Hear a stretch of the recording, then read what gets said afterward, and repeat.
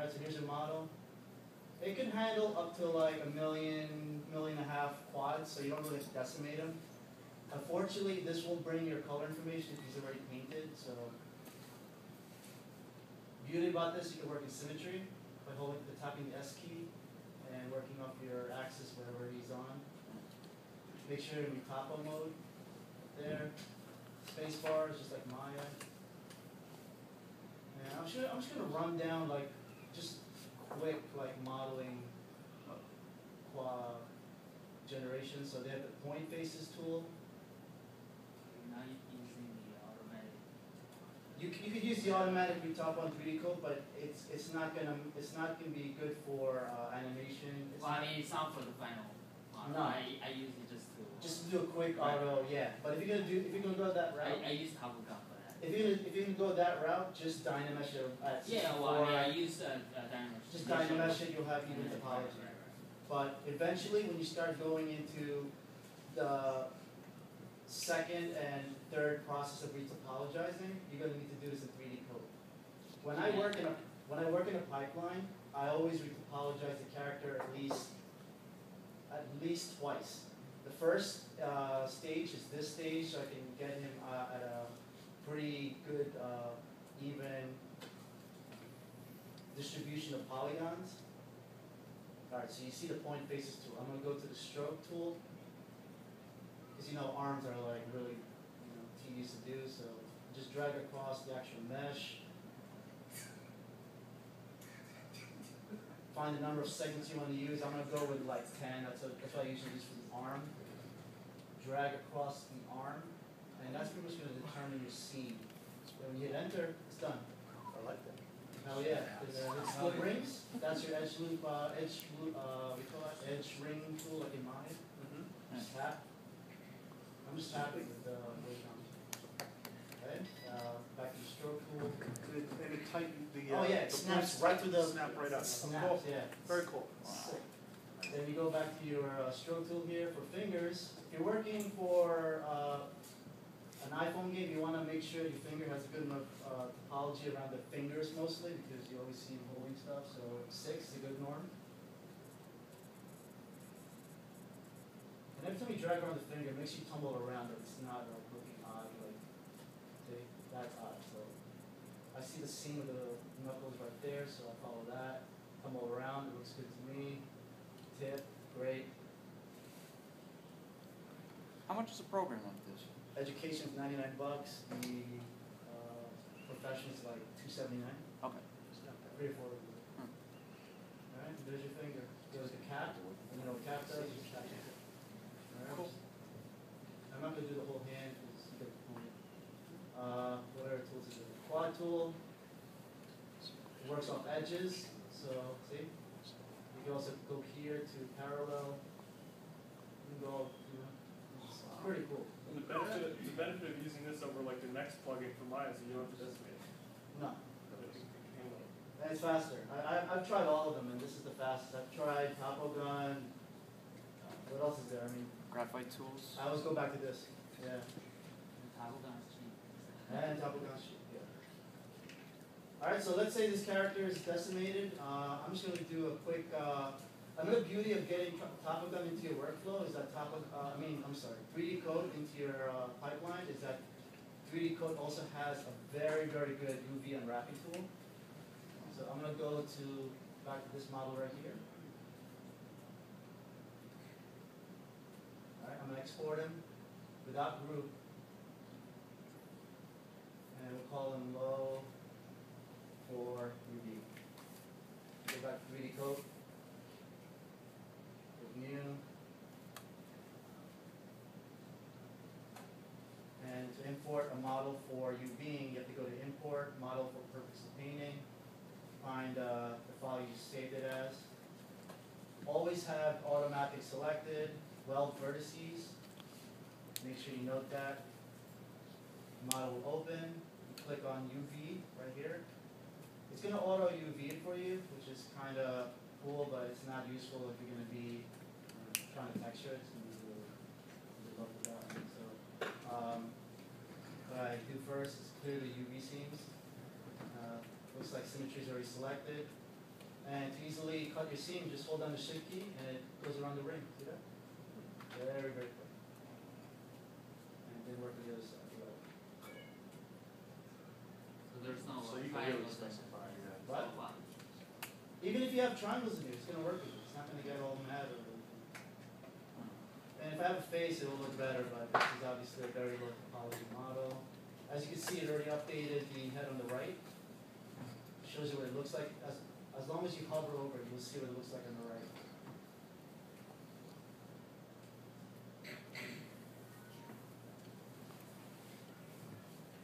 Yeah, when I say the fastest, it's probably the fastest, and especially if you're working in a pipeline for a studio, time is really the best. So, all right, looks like everything is unwrapped. Sorry. So does symmetry work with unwrapping too? You have the plane. Yeah, for what? You have the plane up there, like it's. I don't know why it's not unwrapping. I guess there's just some. Sometimes it doesn't work. You just have to like. Still faster. Yeah. Much more accurate than what's going on with the Zbrushes. Yeah. So you see the hand. It looks pretty even to me. All right. Boom. Yep. Just make sure. All right. That good to me. When you're done, hit unwrap. You should be a Done. salesman for 3D code.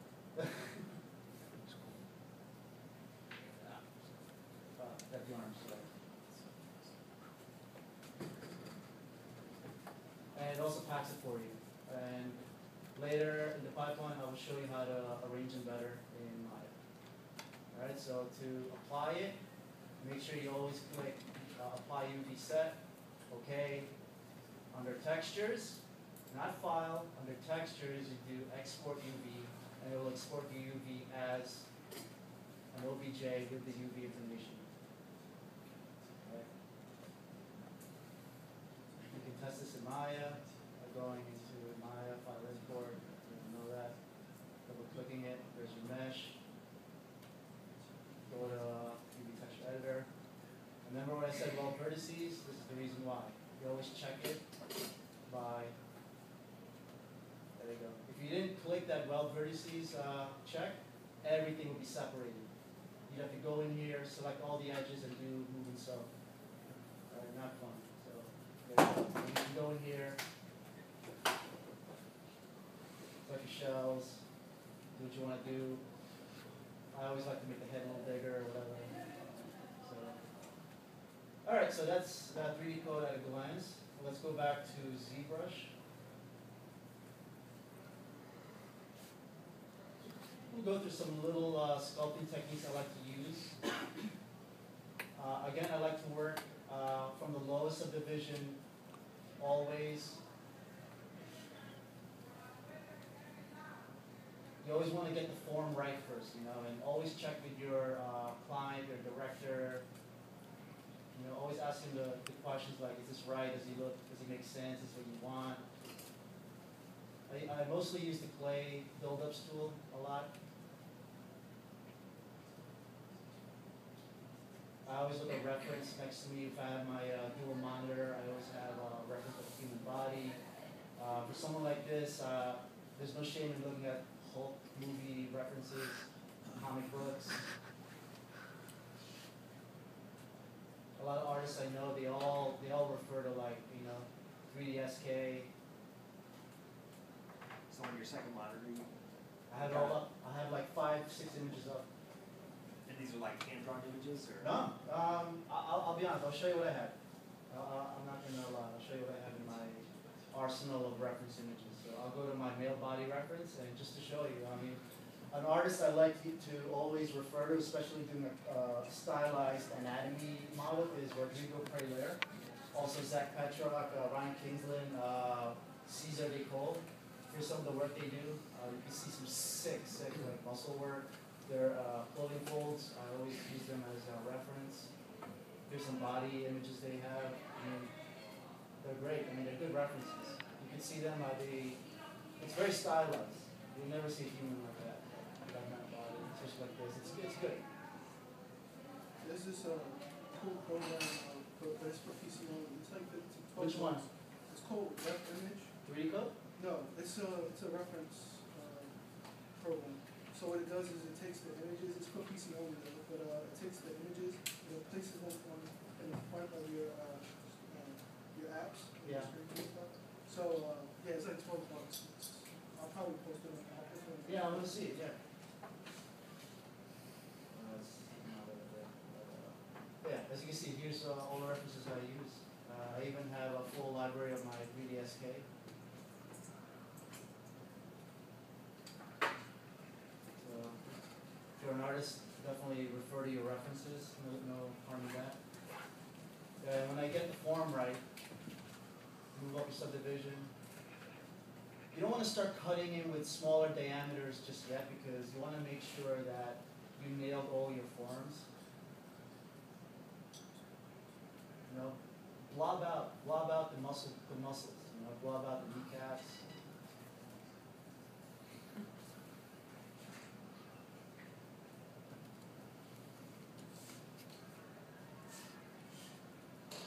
Again, this concept was, you know, it did take me a few hours to make, but I'll show you the final model shortly. I also like using standard brush with a little bit of a trail.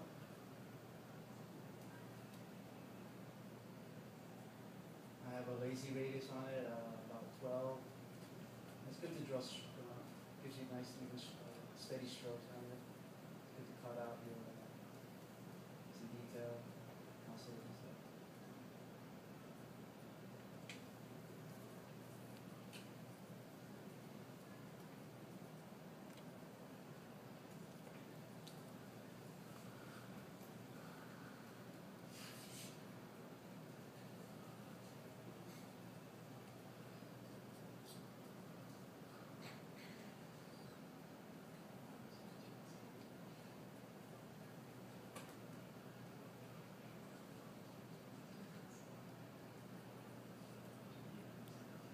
Always work with your masking tools if you want to pull out geometry.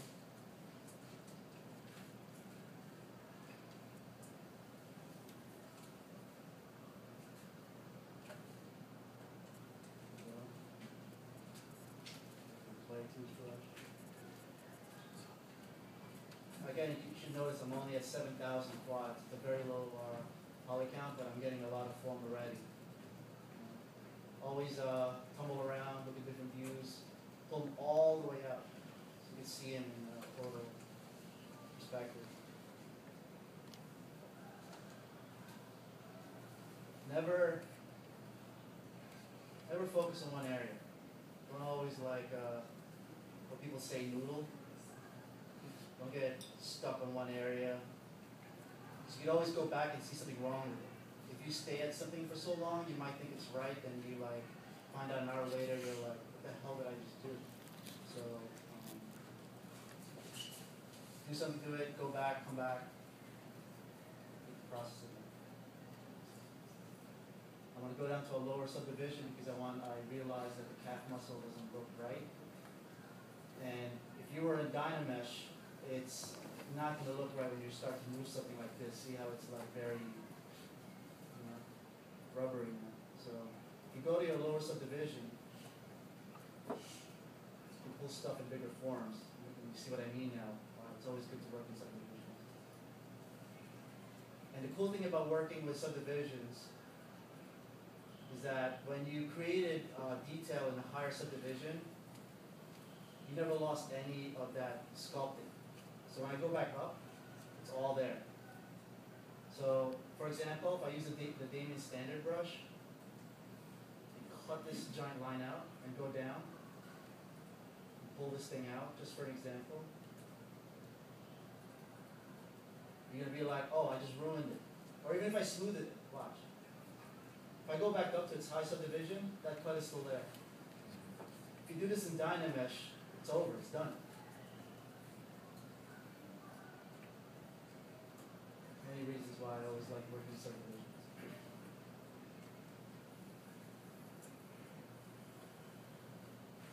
Alright, so now I'm gonna move to a later part of this sculpting process, because I know you guys are getting bored with this. Let's see.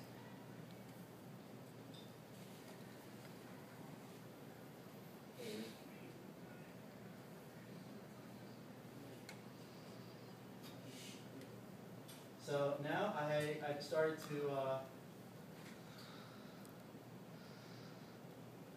gotten a lot more detail based on the sculpt. I started bringing references of better Hulk reference images. I found this to be really cool.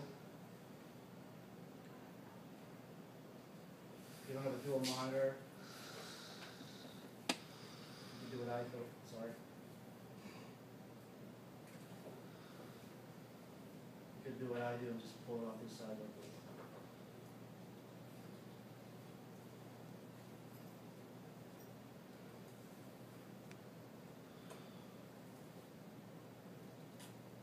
There we go.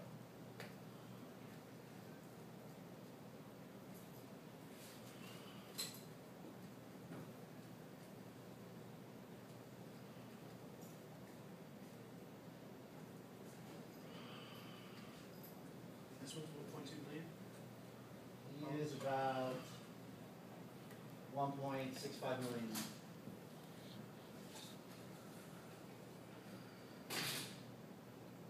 What's a typical poly count when you're doing these figures? Oh, I can go as much as 15. Yeah, when you start adding clothes and accessories and armor and whatnot, you're easily going to get over 10 million, 15 million. How much RAM do you have in your system? In this system, only 8 gigs of RAM. And this laptop's 5 years old, so you know what I mean?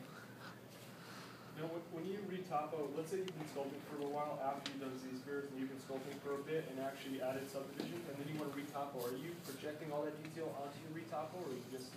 Yeah, that's a good question. I totally skipped that whole point. So let's say this model got to a certain point. If we're moving back to the beginning where you haven't retopologized yet and you start to notice when you're sculpting in areas like the bicep and there's not enough topology there because your retopo is very poor. A good example I can do really quick is to first I can duplicate this model right down here. We'll delete the lowest subdivision, the highest subdivision. So you only use one subdivision. The top model, bring him back up to its high subdivision of 1.6 million. We'll select the lowest subdivision, which is something that I would, let's say you had retopoed it, you would import it into Zbrush. Put it directly underneath your high poly, okay? Then, starting with this first subdivision, you would go down your subtool layer, and under project all, you would tap it. It didn't do anything because it's only at its first subdivision, so we're gonna hit Control D, move up to the second subdivision, hit project all again, and you're slowly starting to see it form to the high poly. If I hit Alt S, you can see that that's your low poly. It's already starting to form to your higher mesh. What was the menu again for projection? It's under the subtool palette. It's called Project All. And I'm going to repeat the process until I get this model up to 1.6 million again. So Control D, Project All. Takes a while now because it's getting more and more heavy on your machine. Control D, I'm at 103,000, Project All. Now, could you use this projectile technique with the Dynamesh sculpt where you go and retopo it? Yeah, if you want to do a quick retopo, you would do your Z-sphere, then duplicate it, Dynamesh it, then project it. I do it all the time. But that's if you're not going to be posing him like I just did here. Because obviously when you're building anatomy, especially when the arms are out, you want his fingers straight, you want his arms straight, you want to build like the undercuts of his arm. You don't want to sculpt him when his arms are down because how the hell are you going to sculpt underneath his armpits with his arms up? So Control D, project all again.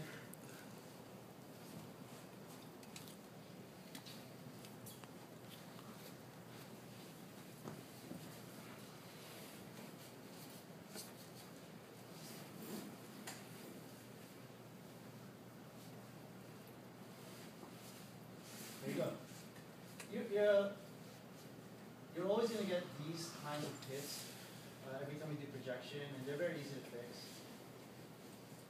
Just go to your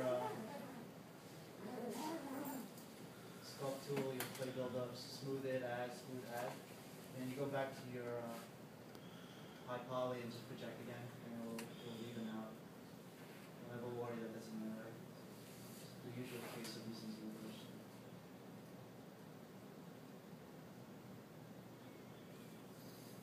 You can also fix those spots by like adjusting the project distance as you Yeah, do it. I Do can. that a lot? Yeah, you can. You can actually go to your projectile button.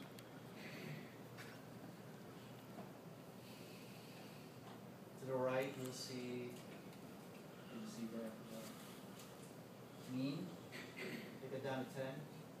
That should fix it. If not, then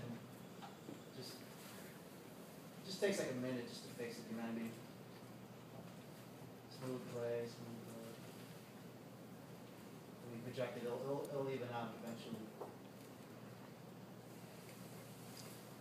So moving on ahead, I'm gonna start showing you how I create like quick mesh for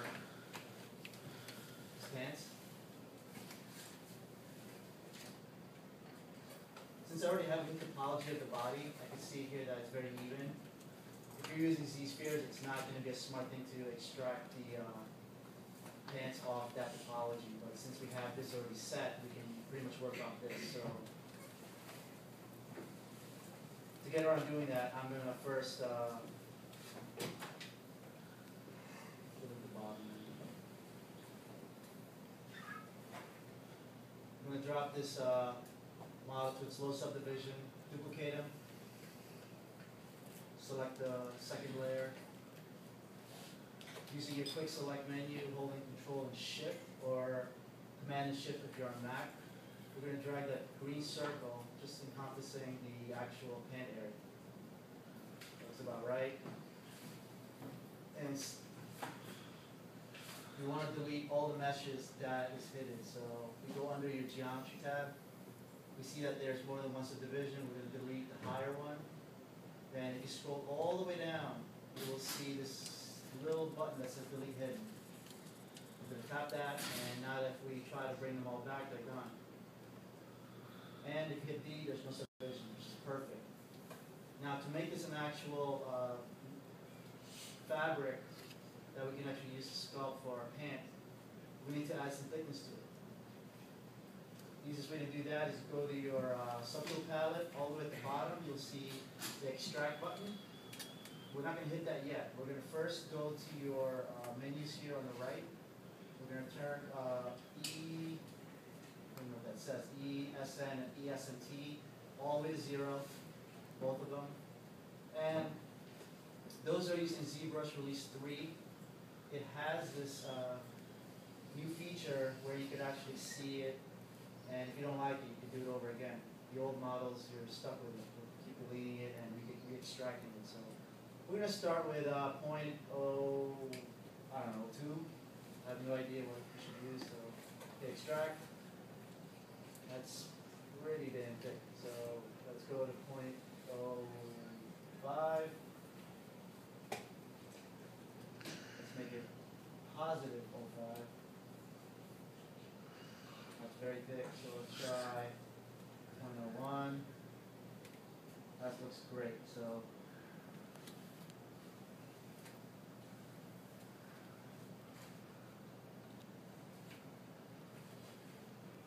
to view it, the extraction mesh is actually at the bottom of the original mesh. So you hit the down arrow key, there's your mesh. We're going to delete the original. This is what it looks like. The good thing about extracting off a mesh is that it gives you polygroups. And to quickly prepare this, we're going to select the inside one. Make sure we're in symmetry. Only going to hide top and bottom. Switch it over. And again, we're going to delete the hidden. The reason why I kept this little topology of quads under here, especially under the pants, is that when you start to subdivide the model, when you start to sculpt near the edges here, that little thickness will start to fold over and you will start to see the edge very quickly, especially when you're sculpting. And I'll explain. So we take off polyframe, and I'll subdivide them. To get that nice little rib of fabric, I like to go under deformation, go under polish crisp edges, and just roll it up to like 2 or 3. Boom, nice, good round edge, perfect for fabric. I'm actually going to go up one more subdivision before I do that. Let's try 4. That's perfect. And again, I still have subdivisions, which is great for sculpting. Alright? Go back up to your model.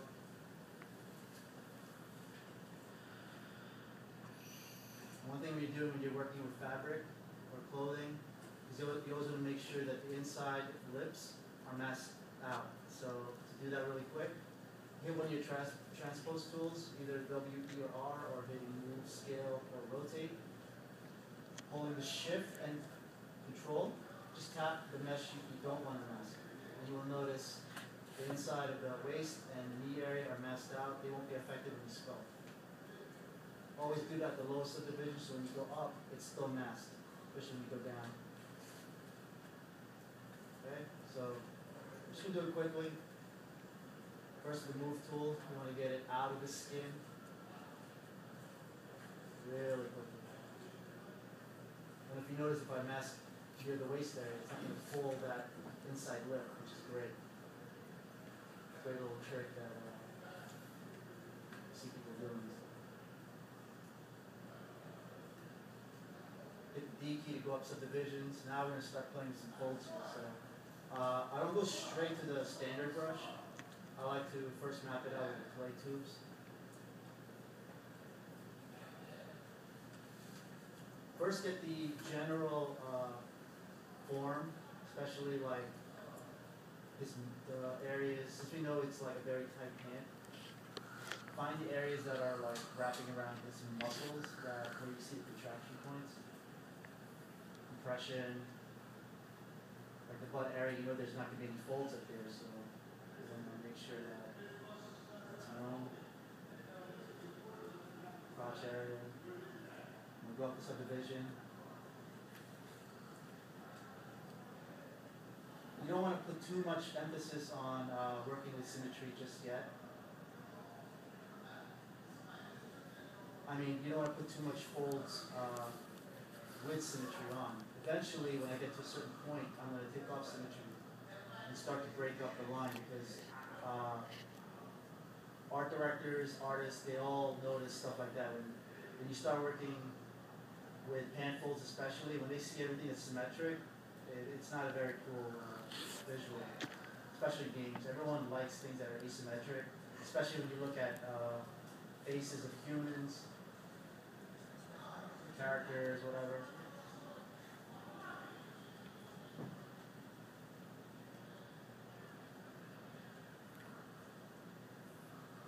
Go up again.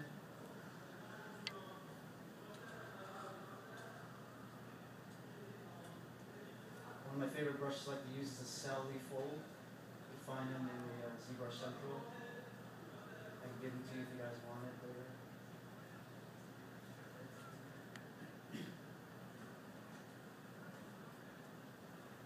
Now I'm going to take off symmetry.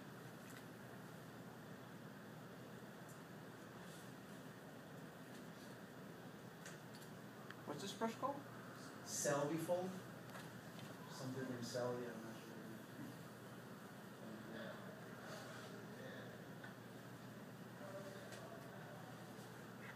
I'm not going to spend too much time on the actual clothing folds. I'm going to show you the finished product in a few minutes. I just want to show you like some of the basic things I like to do when I'm attacking pants, especially in clothing. You want to always make sure you define the areas, even if he's standing, because sometimes we'll be running around most likely, and you want to have it very obvious that where the areas that we'll be compressing. And it will also look really good in the game mesh when it's done. And when you start extracting the maps in XNormal, it will catch really good ambient occlusion.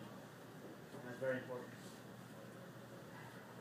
And it will also help your texturing process. Do you texture in Zbrush? Yes, but maybe like 5% of the texturing is done in Zbrush. I'll show you what. Alright, I'm gonna go up another subdivision. Using the clay tubes brush, I'm just gonna put symmetry on.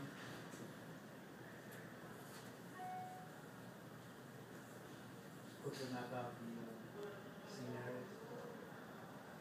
My hands are not steady, so I'm gonna turn on the lazy brush, lazy radius. Just blend one side because the scene looks good that way.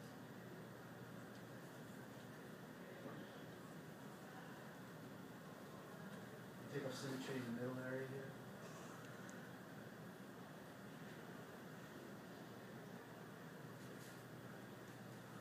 Go back to the celery brush. Find that zipper.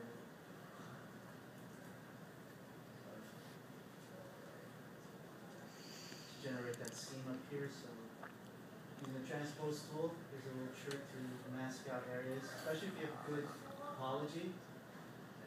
Doesn't work with Dynamesh. Hold the control key or command key if you're in Mac. Select your mesh and just drag up. Just sway left or right to see. If you want it to be blurry, just hit control and tap on the mesh. But I don't want it blurry, I want it sharper. So I'm going to go to my masking tools, and I'm going to go sharpen mask. Go to my deformation menu, look for inflate. Try 4, that's too much. I'm happy with, it also works with decimals, so. Very nice. Also, when you're working with pants, seams, especially with heavy threads, they tend to have that pull after the actual threading here. So we get to the transpose tool, and from going right to left, we're going to mask that area. And it's not very clean, so we have to manually do it, fortunately. So that. If you hold control and alt, you can unmask.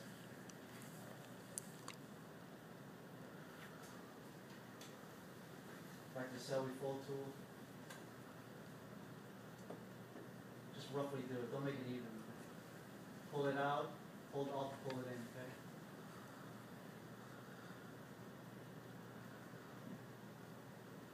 You can also use some different blacks if you're bored with the basic material. Also gives you a different perspective of what you're doing.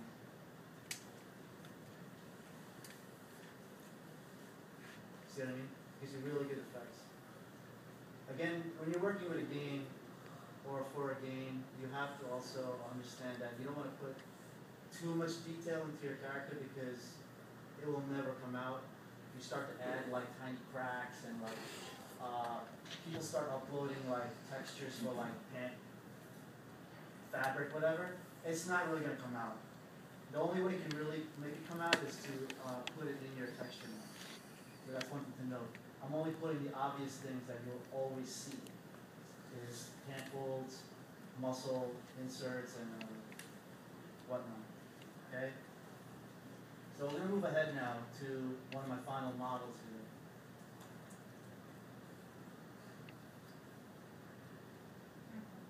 Alright, so to explain what I did,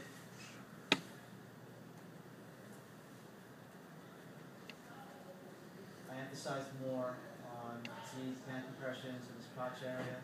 The compression here under his groin, it's pulling up to underneath here. You always want to emphasize that. Another way to make sure your model is looking right is to play with this little ball you got here. It's under the light menu, right here. If I give you my customized menu, then you'll always appear here. Always move it around, okay? You'll always see it in different perspective when you start to tumble it around. You'll be like, oh, I never saw it would look this way. And bring it back, just bring it right below 12 o'clock. That's the fault, okay? There's the back area. Again, it's very rough. I didn't spend too much time on it because I am basically this. I emphasize some vein material here on this body, giving that really strong look. Sculpted is nails, giving some detail.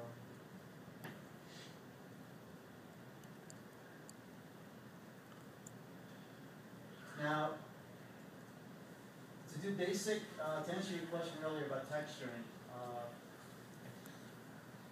the way I tackle texturing is I don't do all my poly painting in Zbrush. I pretty much just suggest the colors that I'm going to be bringing into XNormal, which is my basic map generation.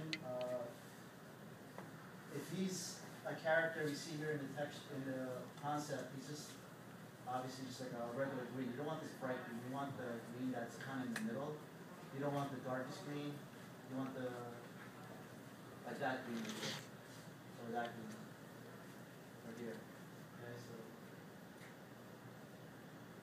to basically apply textures to your character, first what you'd have to do is you have to apply a basic material to them. So in order to do that, you want to make sure you go to your MRGB menu here, click it, turn off add because we're no longer sculpting. I have a quick key for my paint tool. You can also go to paint, but I like hitting quick keys. Make sure you're all the way at your top left corner of your paint palette, which is your all white. Make sure you hit fill object, and you'll see on the left side here, the character is now white. It's plain white. We're going to hit the down arrow for the pen, hit the J key, fill object as well. Now they both have nothing but white. Now we can start adding color to them. Best way to do that is to get off of MRGB, switch to RGB, and now we can do anything we want in terms of color.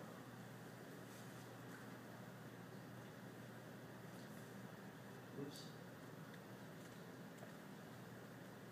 Color. Alright. But since we're only painting in one single color, I'm going to find a green that I like. And don't be discouraged if it's not the right green. You can always go in Photoshop, mask the color, and use your color correction. Okay?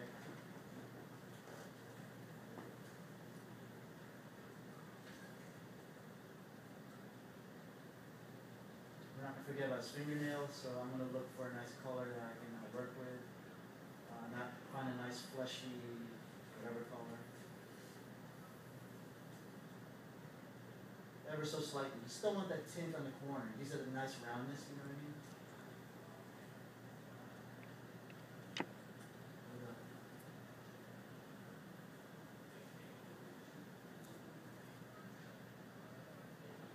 You'll notice why I don't put too much attention into texturing here in Zbrush. I do all my texturing in Photoshop.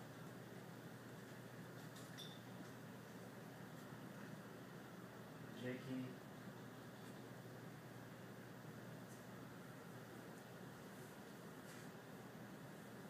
Whatever. Eyes.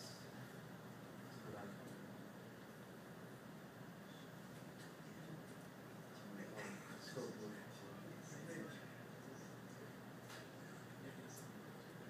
The hair. Just pick a black.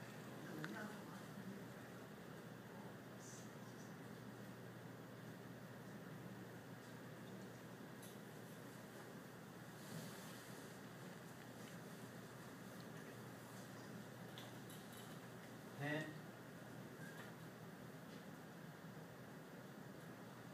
Blue. There we go. We're done with his base color. To export him, getting ready for XNormal.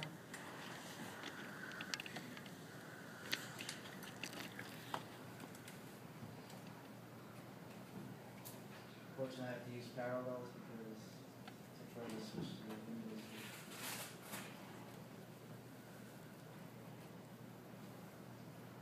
go to the subtool master under your Z plugin. You're gonna hit export. And if you notice, I didn't go down the subdivisions on my model. I kept them all at the highest subdivision. That's the beauty of using X normal. If you use something like Taco Gun or Maya, you have to go through all that process of decimating him, retaining all the color information. It's so much of a headache.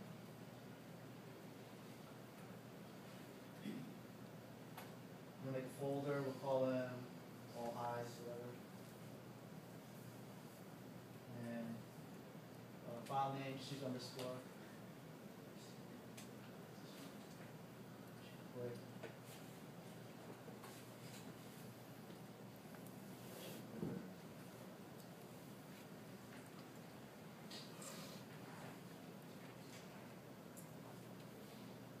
Alright, well this is loading. Anybody have any questions? James